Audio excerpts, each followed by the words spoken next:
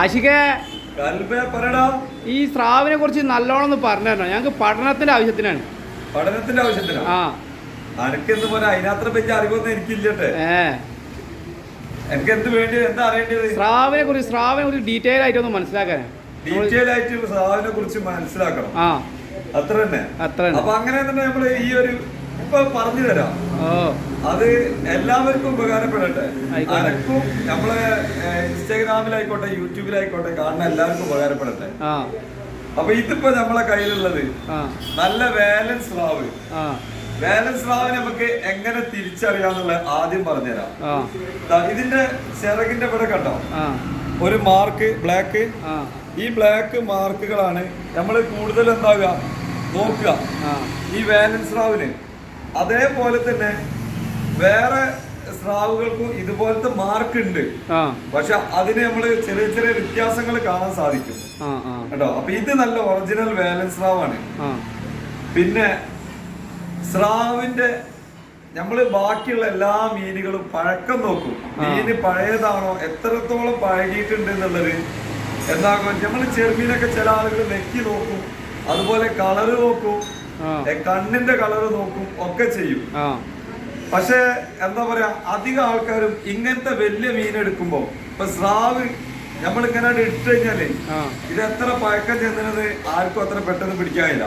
ഇനിയിപ്പോ ഒരു 5 മാസം പഴക്കം വന്നിട്ടുണ്ടെങ്കിലും സ്രാവൊക്കെ അച്ചയിൽ നിൽക്കും. അങ്ങനത്തെ ഒരു മീനാണ്. അപ്പൊ സ്രാവിന്റെ പഴക്കം നോക്കല് ചില ആളുകൾ ഇതാ കണ്ണ് നോക്കിയിട്ടാണ് പഴക്കം നോക്കുക. ഈ സ്രാവിന്റെ കണ്ണുണ്ടോ നല്ല വെള്ള കളറാണ്. അപ്പൊ ഇതൊന്നും എന്താവൂല, നമുക്ക് ഈ സ്രാവ് എത്രത്തോളം പഴക്കണ്ട് എന്ന് പറയാൻ പറ്റൂല. പക്ഷെ ഈ സ്രാവിന്റെ പഴക്കം നോക്കുന്നത് അധികം ആൾക്കാർ പറഞ്ഞു കൊടുക്കൂല. ഞങ്ങളെ കച്ചവടക്കാർക്ക് ക്ഷീണം ചെയ്യുന്ന സംഗതിയാണ്. എന്നാലും വേണ്ടിയില്ല, ജനങ്ങൾ അറിയണം പല കാര്യങ്ങളും. അപ്പൊ സ്രാവിന്റെ പഴക്കം നോക്കല് ഇതാ ഇതിന്റെ മൂക്കുമ്മലാണ്. ഈ കാണുന്ന മൂക്കില്ലേ, ഇവിടെ ഒരു തരം ദശയാണ്, ഒരു കൊഴുപ്പുണ്ടാവുക. ഇത് പഴകും തോറും ഇവിടെ ഇങ്ങനെ ചുരുങ്ങി വരും. ഇവിടെ ഇങ്ങനെ പറ്റങ്ങനെ നമ്മള് എന്താ പറയാ, ചില ആളുകളൊക്കെ മുഖം അല്ല സ്കിന്നൊക്കെ ചുളുങ്ങൂലേ, അതുപോലെ ഇവിടെ ഇങ്ങനെ ചുളുങ്ങി വരും.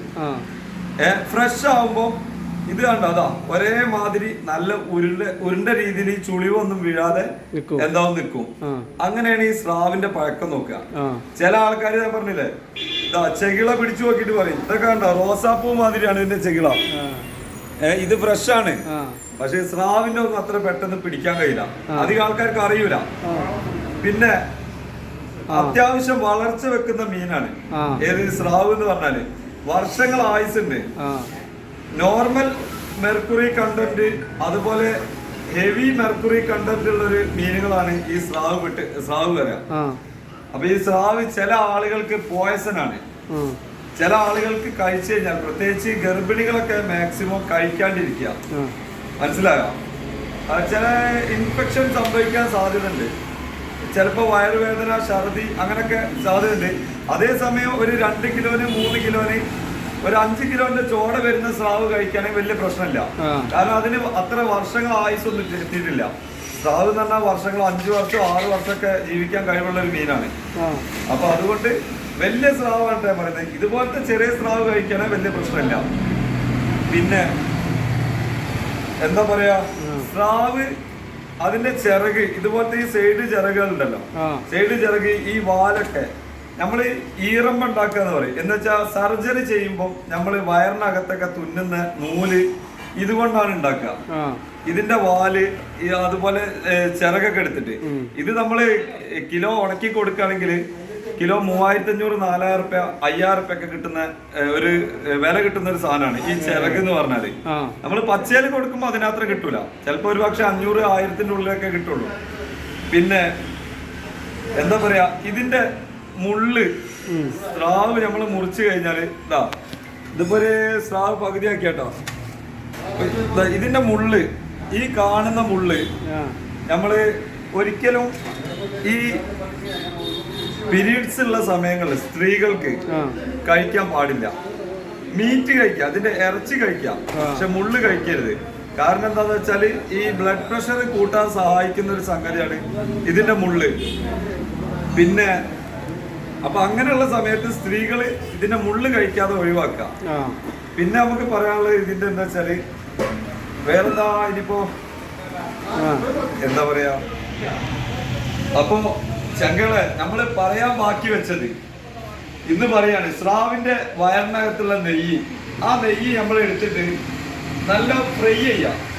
ഫ്രൈ ചെയ്തിട്ട് എന്താ സാധാ മീൻ പൊരിക്കുന്ന മാതിരി പൊരിച്ചിട്ട് നമ്മള് സാധാ വെറും ചോറിൽ അത് കൂട്ടി കഴിച്ചു കഴിഞ്ഞാൽ നമ്മളെ വയറിനകത്തുള്ള കൊഴുപ്പുകൾ ഉണ്ടാവും. സൈഡിലൊക്കെ അടുങ്ങി കിടക്കുന്ന കൊഴുപ്പുകൾ നീക്കം ചെയ്യാൻ എന്തെയും അത് സഹായിക്കും. എന്ന് വെച്ചാല് വയറ് ക്ലീൻ ആകുക എന്നുള്ളതാണ്. എന്ന് വെച്ചാൽ ലൂസ് മോഷൻ അല്ല കേട്ടോ. നോർമലായിട്ട് നമ്മൾ സാധാ ബാത്റൂമിലൊക്കെ പോകുമ്പോൾ അതിന്റെ കൂടെ എന്താവും, നമ്മൾ അറിയാതെ പോലും നമ്മളെ വയറിനകത്ത് അടുങ്ങി കിടക്കുന്ന കൊഴുപ്പുകൾ നീക്കം ചെയ്യാൻ ഇതിന്റെ നെയ്യ് സഹായിക്കും. സ്രാവിന്റെ നല്ല നെയ്യായിരിക്കണം കേട്ടോ, അത് പ്രത്യേകം പറയും. പിന്നെ ചില ആളുകൾക്ക് ഒരു തെറ്റായ ഒരു ധാരണ ഉണ്ട്. എന്താ പറയാ, പണ്ടുള്ള ആളുകളൊക്കെ പഴമക്കാരൊക്കെ പറയുന്ന ഒരു വാക്കാണ് കേട്ടോ, സ്രാവ് ഗർഭിണികൾ കഴിച്ചു കഴിഞ്ഞാല് അതല്ലെങ്കിൽ ഗർഭിണികൾക്ക് കഴിക്കാൻ ഏറ്റവും നല്ലതാണെന്ന് പറയും. അതൊരിക്കലും നല്ലതല്ല, തെറ്റായ ഒരു ധാരണയാണ് കേട്ടോ. ഒരിക്കലും സയന്റിഫിക്കലി പ്രൂവ്ഡ് ആയിട്ടുള്ള ഒരു സംഗതിയല്ല. അപ്പൊ അതൊക്കെ വെറുതെ പറയുന്നതാണ്. പിന്നെ നമ്മൾ എപ്പോഴും പറയും സ്രാവ് ഒരു പോയസണുള്ള സംഗതി ആയതുകൊണ്ട് പ്രത്യേകിച്ച് ഗർഭിണികൾ കഴിക്കരുത്. അത് മാക്സിമം ശ്രദ്ധിക്കാം. പിന്നെ ചില ആളുകൾ പറയും മുലപ്പാല് വർദ്ധിക്കാൻ വേണ്ടിയിട്ട് സ്രാവ് കഴിക്കാം എന്നൊക്കെ പറയും. അപ്പൊ അതൊരിക്കലും ചെയ്യരുത്, അത് തെറ്റായ ഒരു മെസ്സേജ് ആണ് കേട്ടോ. അപ്പൊ അത് പ്രത്യേകം ശ്രദ്ധിക്കേണ്ടതാണ്. അപ്പൊ ഏറെക്കുറെ ഇതൊക്കെയാണ് നമുക്ക് പറയാനുള്ളത്. അപ്പൊ ഇനിയും സ്രാവിനെ കുറിച്ച് പറയുകയാണെങ്കിൽ ഒരുപാട് കാര്യങ്ങളുണ്ട്.